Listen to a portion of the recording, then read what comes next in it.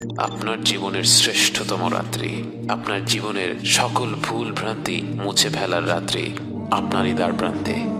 একটি রাত যা হাজার মাসের চেয়েও উত্তম, একটি রাত যা জীবন ভর ইবাদত করার চেয়েও উত্তম। লাইলাতুল কদর এমন একটি রাত যা হাজার মাস অর্থাৎ ৮৩ বছরের চাইতেও উত্তম। কত রকম ভুল ভ্রান্তিতে আমরা ডুবে আছি, অথচ আল্লাহ তাআলা আমাদের কারো জন্য লাইলাতুল কদরের মতো মহিমান্বিত রাত্রির দরজা বন্ধ করে দেননি। রাসূল সাল্লাল্লাহু আলাইহি ওয়াসাল্লাম বলেছেন, লাইলাতুল কদরকে রমাদানের শেষ 10 রাত্রিতে খোঁজো। মনে করুন একটি লটারি হচ্ছে, আপনাকে বলা হলো 1 থেকে 10 নম্বর টিকিটের মধ্যে যে কোনো একটি অবশ্যই জিতবে। আপনি কি তখন কোনো টিকিট বাদ রাখবেন?